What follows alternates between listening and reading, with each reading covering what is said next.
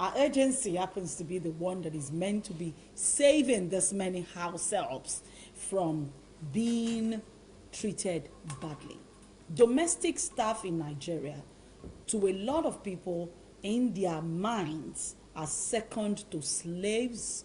And then we have, it's more like we have decided to reignite and reunite and reinvent the slavery that we heard about in the days of our forefathers. We have decided to treat ourselves the way we learned white people treated their black slaves in those days. We as a people are complicit. We as a people have not been doing well. Like Mr. Macaroni will say, we are not doing well.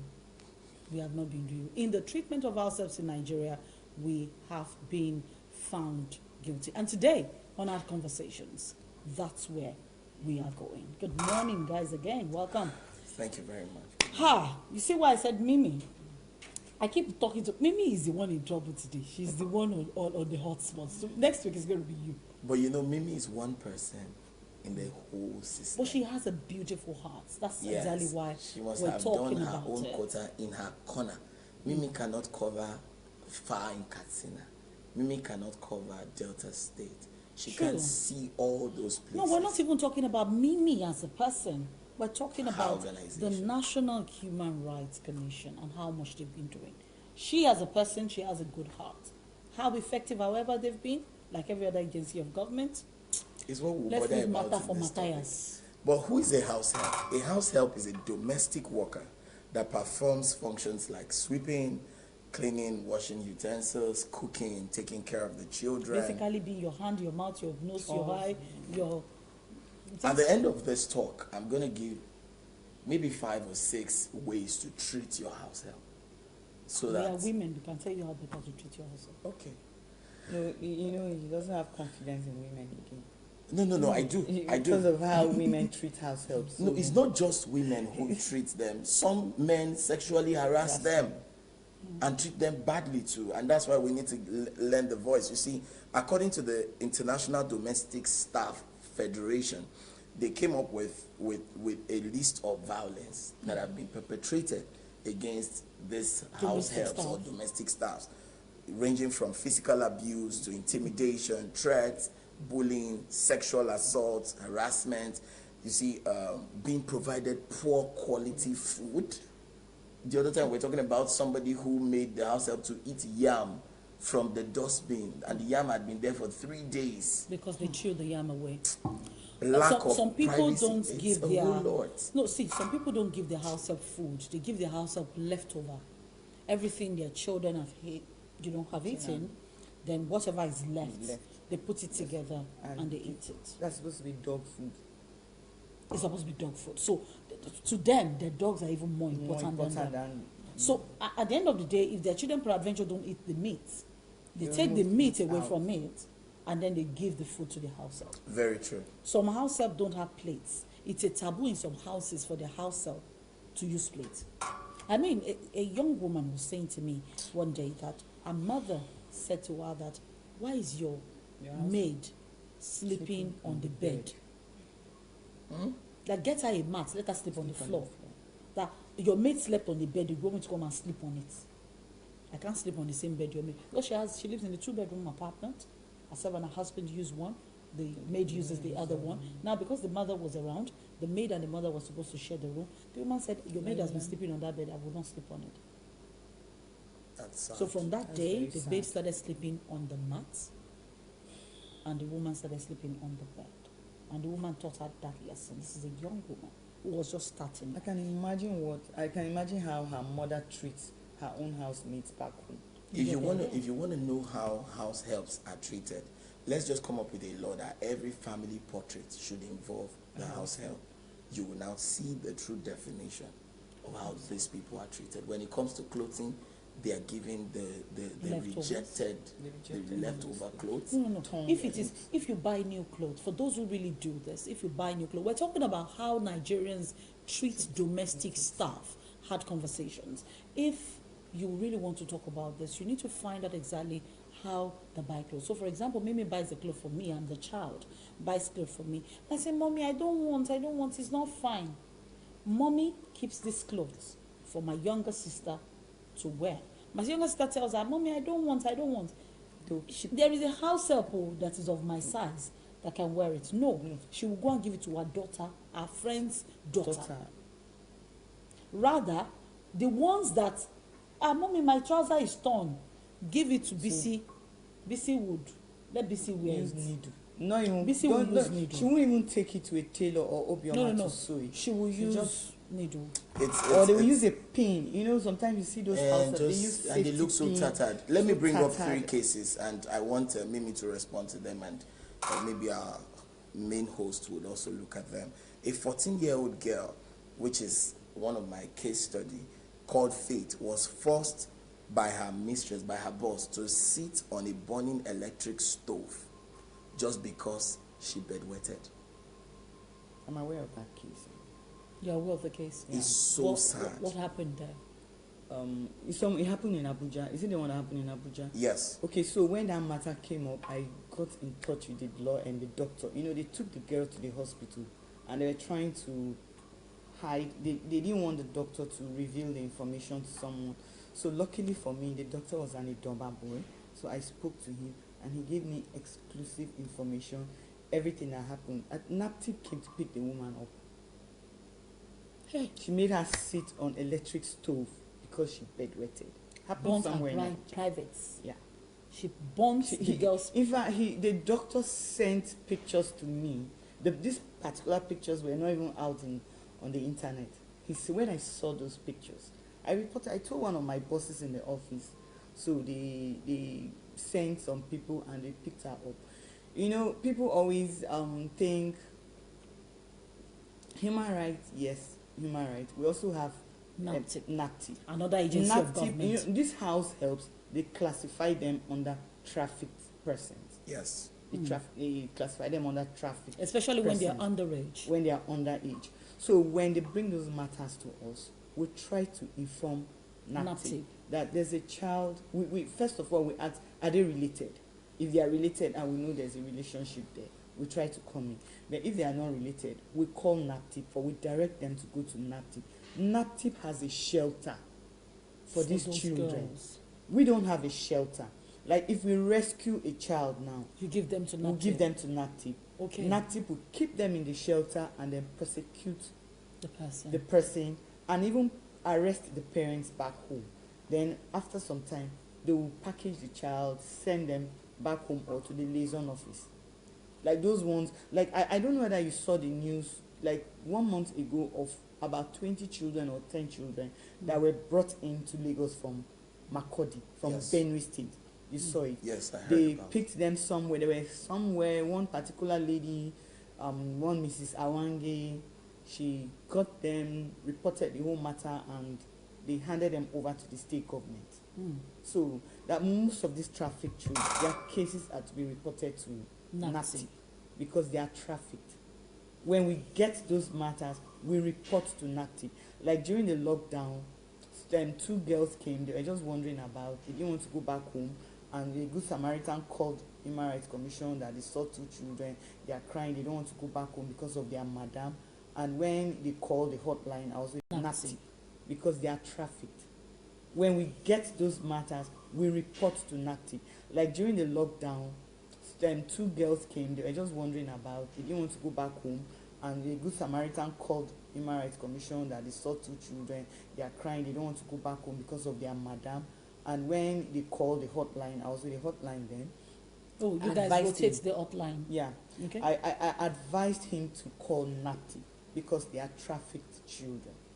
NAPTIP also has a Violence Against People's Prohibition Act. So they also handle cases like this. You know, these house helps, their cases come with violence, most of them. Maltreatment, violence, torture, and all that. That's so true. Because this one is torture. This scenario is torture. NAPTIP has vehicles. They rescue them and then they take them to their shelter. Because if you report as a house help, if you report to Human Rights Commission and we come in, we start mediation and all that, where will you still go back to your oppressor or to your abuser No, definitely You not. can't go back. You have Okay, to keep but Let's let me- look at let me- another scenario. Okay, look at another scenario, then I come to NAPTIP and the Human Rights Commission. You see, there was this 13-year-old house help who was thrown from the second floor. She was thrown from the second floor just because her boss thought, Mrs. Mutunrayo Anyadi thought she was stealing her jewelries. She threw the girl from the second floor. She wanted to kill her. Did the girl die? She didn't die, but got severe broken injuries. bones. Yes, That's and that criminal. takes me to when I was That's listing attempted the murder. when I was Attempted listing murder. the points of assaults they go through. That takes me to one of the points I wrote here. They could even murder them. Some of them get murdered in the process. No, not some of them. You didn't see A the lot one, of them. You didn't see the one that was murdered. One an Igede child. Yes. You know, I'm always following this baby Benue trend, so children. don't mind me. An Igede Some child that people was who like murdered. their tribe a lot. Yeah. They are like you. Ife. This one was murdered, and then they tried to cover it up. They covered it up. I don't even know the story they came up with. You know, the Igede community It in happens. Lagos It stood up, happens. stood firm. They arrested the woman. She beat the girl to death. It happened last year. She When beat the did- girl. Beat her to, Hold on. She beat the girl to death. to death. See, let me tell you something. And then when they took her to the hospital, they discovered that maybe they tried to like say maybe they strangled her or something, and then she said the girl committed suicide. Yeah. The woman said the girl committed suicide. The heart of man is desperately Desperately wicked. wicked. Example. Her house help committed suicide, and they said no, you have a case to answer, madam. She was remanded in prison. But you know they are fighting because they said she has a baby and they have to let her go take care of her baby and all that. So What happened? I don't know till I ask my brother. Please, you need to find out. I'll find out. This is one woman who murdered another person, and because she has her own child, you don't want her to serve the punishment? Really? And then Mrs. Favor Lambert Onoha came up with another one where this woman was so disgusted by her house help that she ran, because the girl wasn't ironing well, so she ran hot iron through her breasts. She ran hot iron through her breast. You can't iron well. Bring it. And it's a sign of wickedness. That is not That's- humane.